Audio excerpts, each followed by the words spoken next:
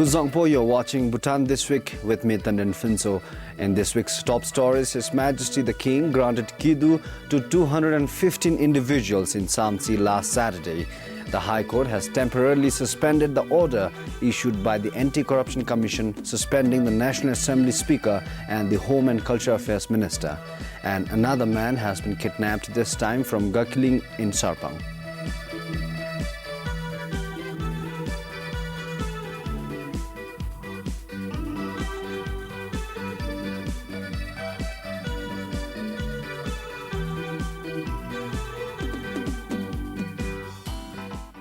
His Majesty the King granted Kidu to 215 individuals in Samtsi last Saturday. Their Majesties the King and the Gyeolsin were in Samtsi last week as a part of their tour to the southern districts. His Majesty the King granted audience to 22 individuals from difficult background. They were granted Kidu to continue their education under the Gelpui Doses program.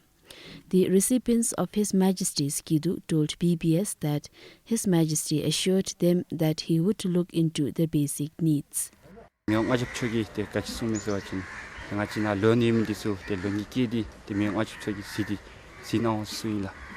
had one dream that one day I will also be able to serve my country, and today with such inspiration I got under the enthusiasm to serve my country.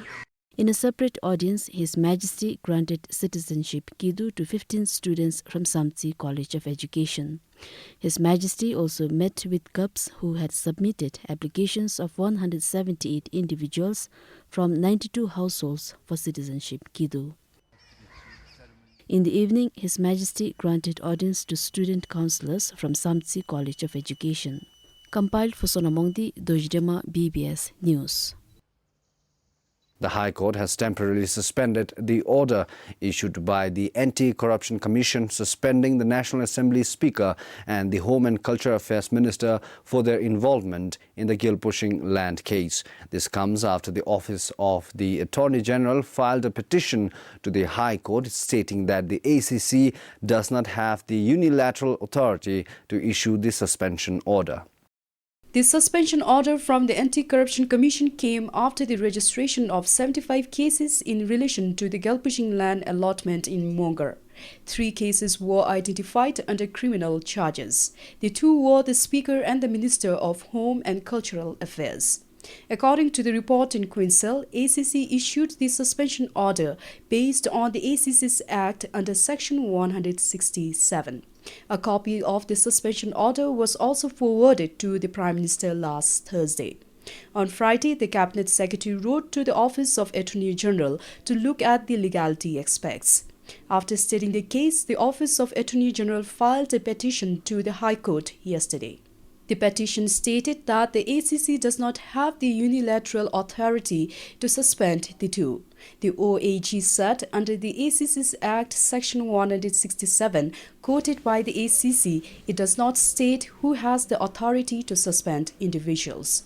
Section 167.2 of the ACC's Act states that a public servant who is charged with an offence under this Act shall be suspended with effect from the date of the charge till pending the outcome of any appeals. The petition filed by the OAG also points out procedural lapses with regard to the suspension.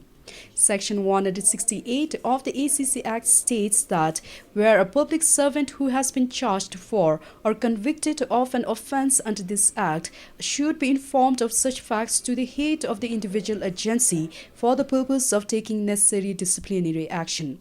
The OAG said this section was not considered. The Office of Attorney General said the Prime Minister was never consulted while the suspension came as an order. The BBS is trying to get in touch with the Anti-Corruption Commission. The Office of Attorney General also invoked Article 21, Section 10 of the Constitution of Bhutan, which states that the Supreme Court and the High Court may issue such declarations or orders as may be appropriate in the circumstances of each case. The OAG also appealed on the ground that the members of parliament are also governed by the National Assembly Act. According to the High Court, the case is registered with the Mongar Dzongkhag Court. However, as the Office of Attorney General has the legal jurisdiction to file the petition to the High Court to move the suspension order issued by the ACC.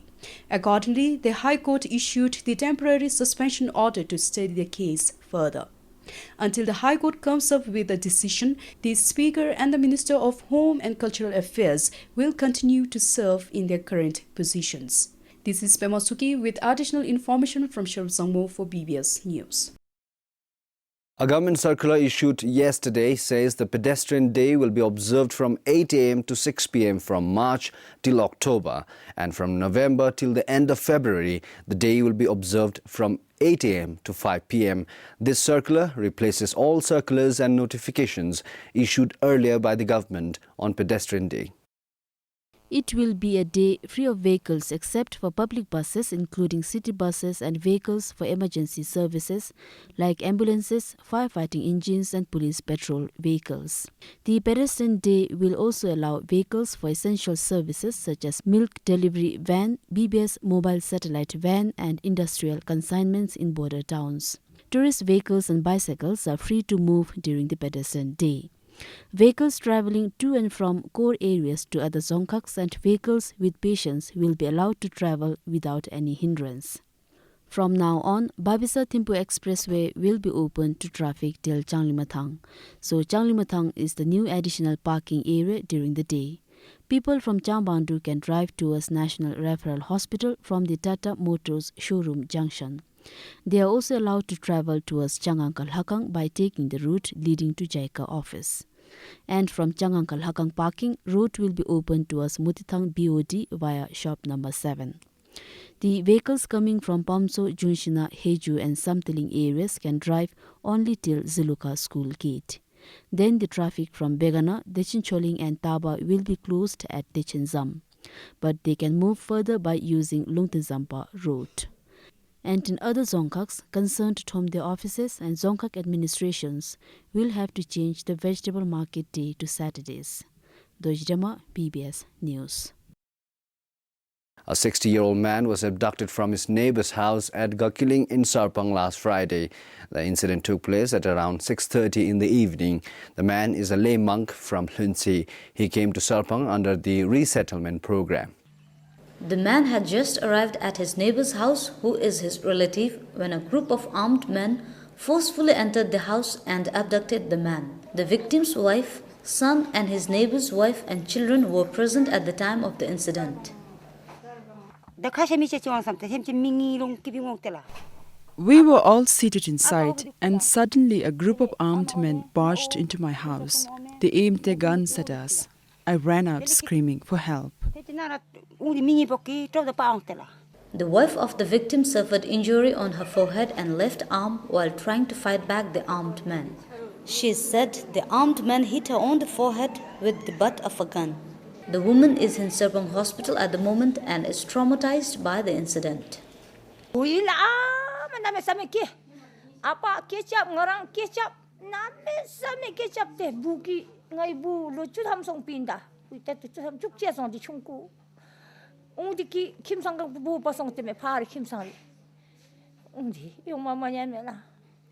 According to the neighbor, the victim and his wife pleaded, but the armed men did not listen. The 12-year-old son of the victim was present at the time of the incident.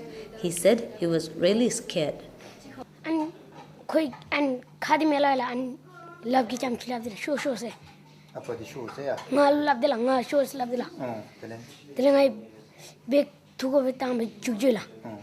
Sharap was the lone neighbor who came out to help. He lives below the victim's house. He was about to sleep when he heard the victim's wife cry for help. I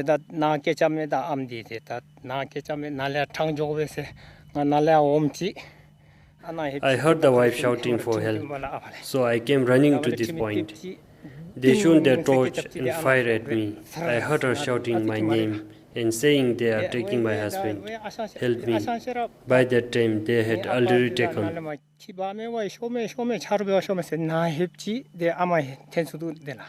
The victim's children are shocked by the incident.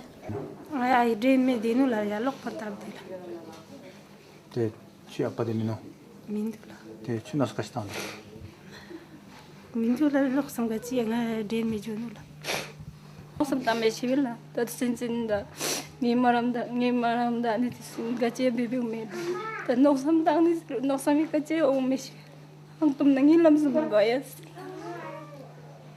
abductors left behind a kukri and 4 sticks. Extortion is suspected to be the main cause for the abduction. This is the second abduction case in Serpong within a month. Serpong police are investigating the case. Shauri Gurung, BBS News, Gilifu. The Divisional Forest Office in Paro is seeing an increasing number of illegal timber transactions taking place in the Dzongkhag. Last week alone, some 5 to 6 people were caught transporting illegal timber. Following a tip-off, forestry officials in Paro caught a DCM truck loaded with 200 CFT of timber to be delivered at Thimphu last Sunday. Earlier, they also found some 700 CFT of illegally felled timber in the forest. Officials from the Divisional Forest Office says though the number of illegally timber transactions has reduced over the years, there are still some people who are into this business. The activity is carried out especially during the nights and public holidays. The miscreants smuggle timber through numerous ways. Since it is winter season, smugglers cover the timber with rice stalks. Some keep potato sacks on top of the timber. People also take illegal timber in light vehicles covered up with tarpaulin sheets to avoid being caught at checkpoints.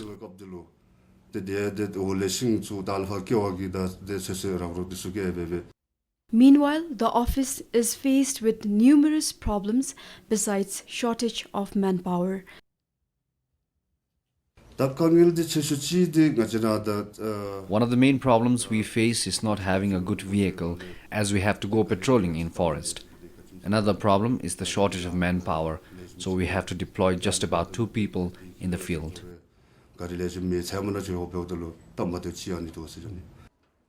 The office auctions the illegal timber seized at the government rates while the miscreants are levied penalty.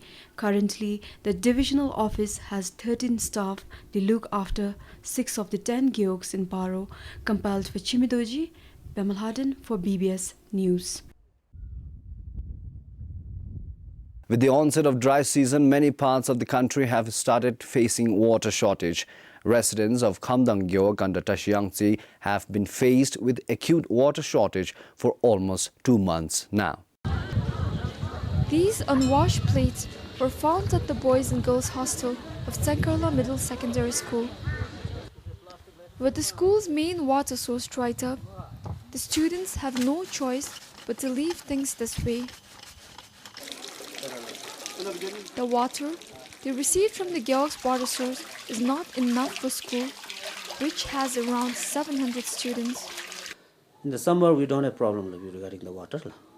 It's during the early spring and towards the winter, we are facing the water problem. In summer, we have water supply from our own school source at Lenkar, which is around 7 kilometers away from the school. So we get enough water from there. Even then, though we get enough water, it won't be sufficient for a whole day. So we provide the water according to the timing. Morning 1 hour, then lunchtime 1 hour, and during dinner time 1 hour. The shortage is acute, especially for these students who are staying in the hostel. More than 450 students are living in the hostel.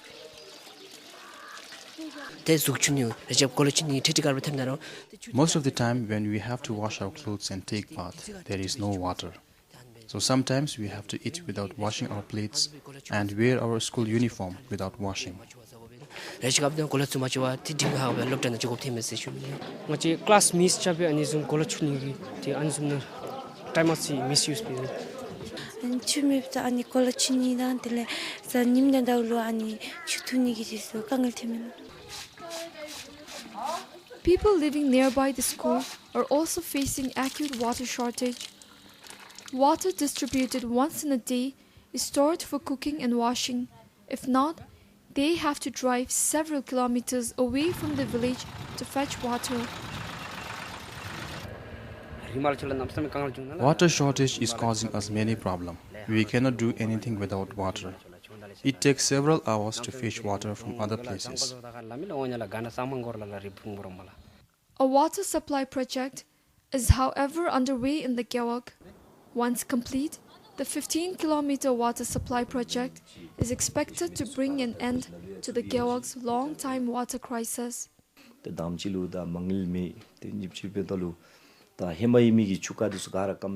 water problem was there long time back. It still is a problem. We had no budget and the water sources dried up. Now we have received a budget from GNH Commission and the water supply project is underway. So it will solve the problem. For now, until they can find other alternatives to get more water, all they can hope is for the winter to end. Hishitoki, BBS News, Gangneung. Construction of a motorable bridge over Dangmichu in Panbang Dungkak in Shemgang was supposed to be finished by July 2011.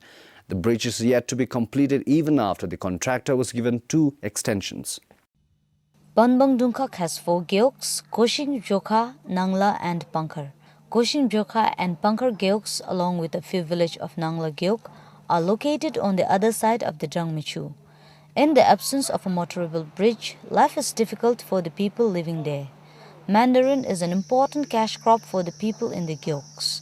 People and ponies carry mandarin on their back and cross the river with the help of a suspension bridge. Shopkeepers are also faced with similar difficulties while transporting the goods, and it's no different for people coming to the Dungkak office as they have to walk for hours. People are complaining that the new bridge is never completing. We have to pay people when they help us to carry the goods. If the bridge is completed quickly, it will benefit us a lot.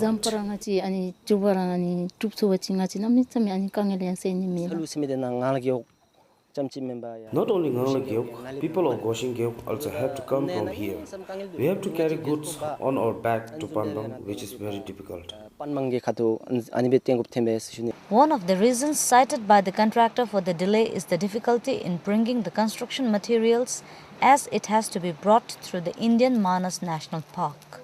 The contractor said the road from India to Panbang is small, because of which carrying huge equipment is difficult. Several strikes in the Indian state of Assam have also hampered works. Difficulty in getting Indian construction labour has also affected works. So only 230 metric ton are to be erected. And there are many members, but they are very lighter. Easily we can erect. So our main target was to join the arts. That is very tedious work. So once arts join, then many members can be erected every day.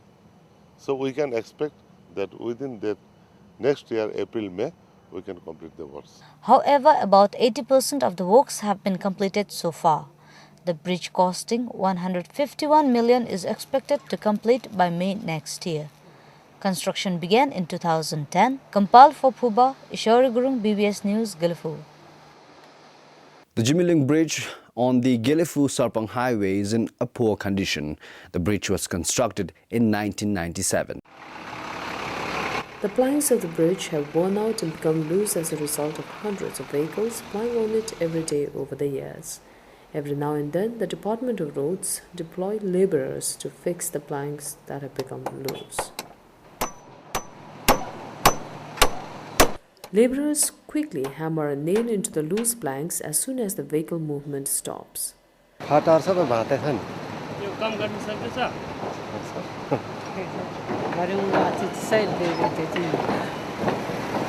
One can literally see the bridge swinging when a heavy vehicle carrying load passes over it.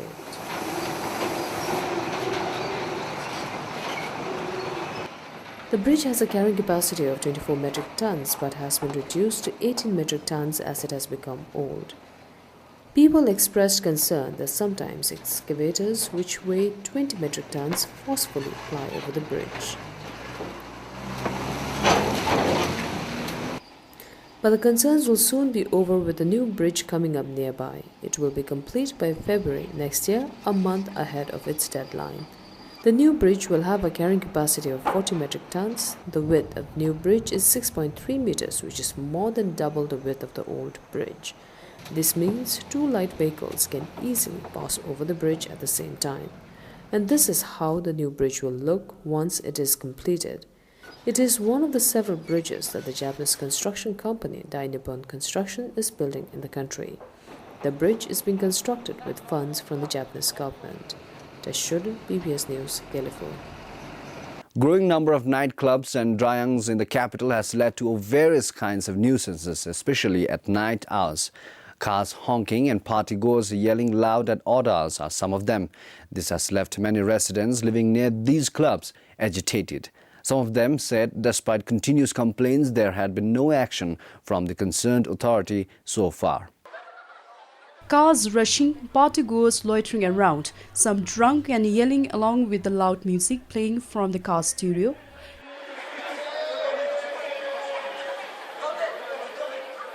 This is how the street looks at night, especially after the party hours. According to some of the residents there, over 50 people on average loiter around the area on party nights. They added that most of these partygoers are drunk and loud. With families living in the vicinity, they said it is causing inconveniences to the families. In August, a group of residents from the locality submitted a complaint letter to the concerned authority. Copies of the letter were also submitted to the Home Ministry and the police and the Bhutan Media Infocom Authority and Department of Trade. However, they said there had been no response so far. Currently, there are a total of about 12 dryungs, 10 discotheques and 19 light music and karaoke bars in Thimphu. Pemasuki for BBS News. Football enthusiasts in the country might soon be able to play football on an artificial grass surface. The laying of Bhutan's first AstroTurf at Chanlimithang Stadium in Thimphu began on Wednesday. It is expected to be complete by first week of December. The first ever AstroTurf finally makes its way into the stadium. As the artificial grass surface is laid, experts check every detail. Once complete, there is no hassle of any paintwork on the field. It will be ready just for football matches. The artificial surface is manufactured in the Netherlands. So here I think it's a perfect kind of grass to have here. Suitable for these conditions, it doesn't get that warm. Playing conditions are good. I think people will enjoy playing on it. It's not abrasive, it doesn't hurt. That's an advantage over the last generation grass. The president of Bhutan Football Federation, Ugin Sechap Doji, said after the laying of artificial turf is complete, the ground will be certified by FIFA, and that will allow Bhutan Football Federation to host international matches. The first and foremost is that we're going to host international qualifying matches, the AFC qualifying matches. We could even have the qualifying matches for league matches that take place regionally and internationally. So that is one plus point. The second one is that we're going to start the Bhutan National League. And local matches can also be played after paying certain amount. So we will charge a fee. Of course, it won't be very exorbitant. It won't be very high. We're hopeful that if people play at night and we have to use the light, then it'll be a little more expensive. We're trying to subsidize the cost for the youth and for schools so that they can play at a more affordable rate. But for private people who want to organize their own games and all that, that will charge a little higher. But like I said, not too high where it becomes too expensive for them to play.